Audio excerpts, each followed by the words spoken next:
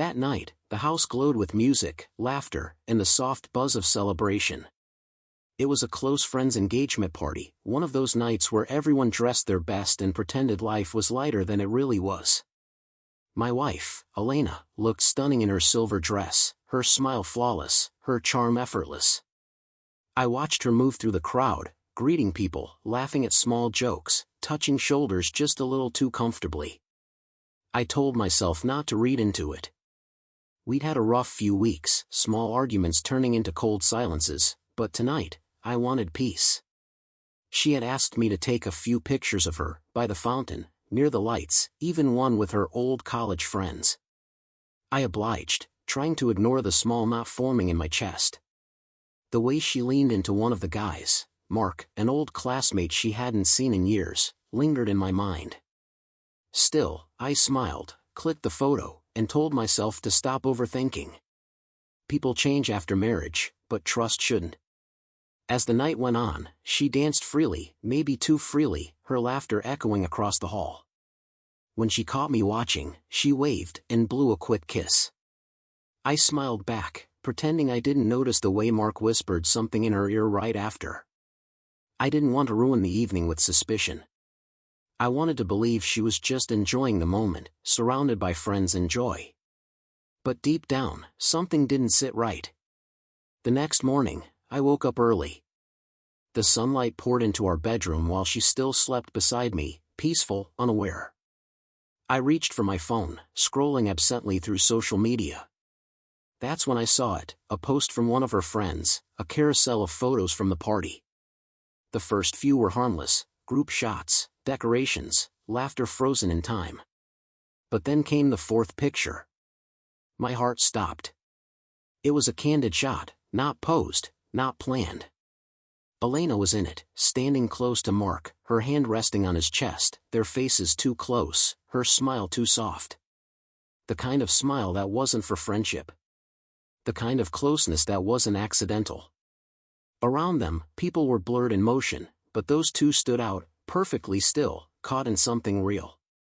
The caption beneath read, "What a night. Old flames and new memories." I stared at the screen for a long time. The sound of the city outside faded away. My mind replayed every small moment from the night before, the whispers, the laughter, the way she'd asked me to take that first picture with him. I hadn't realized it then, but she'd already started hiding in plain sight. The photo wasn't proof of a full betrayal, not yet, but it revealed something I could never unsee: comfort, intimacy, and deceit disguised as innocence. When she woke up, she stretched, smiled, and kissed my cheek as if nothing had happened. I said nothing. I wanted to see if she would bring up the post herself, maybe explain before I even asked. But she didn't. She hummed while making coffee, scrolling through her phone casually.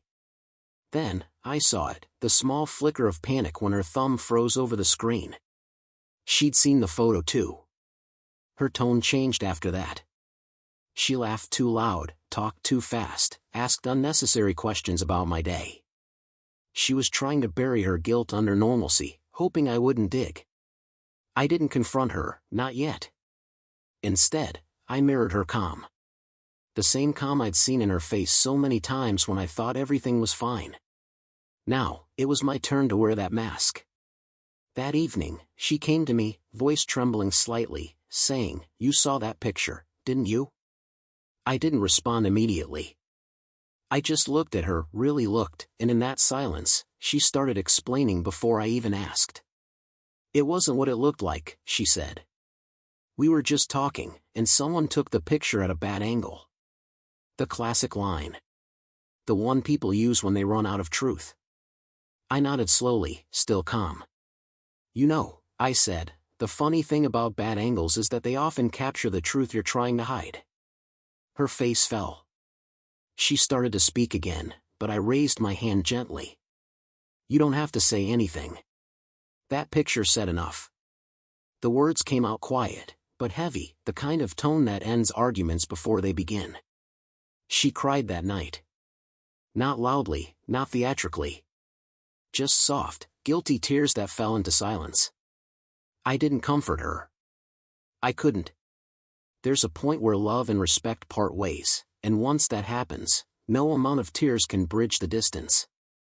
I went to the balcony and looked out at the city lights, thinking about how trust isn't destroyed in explosions, it dies quietly, one small lie at a time. Days passed.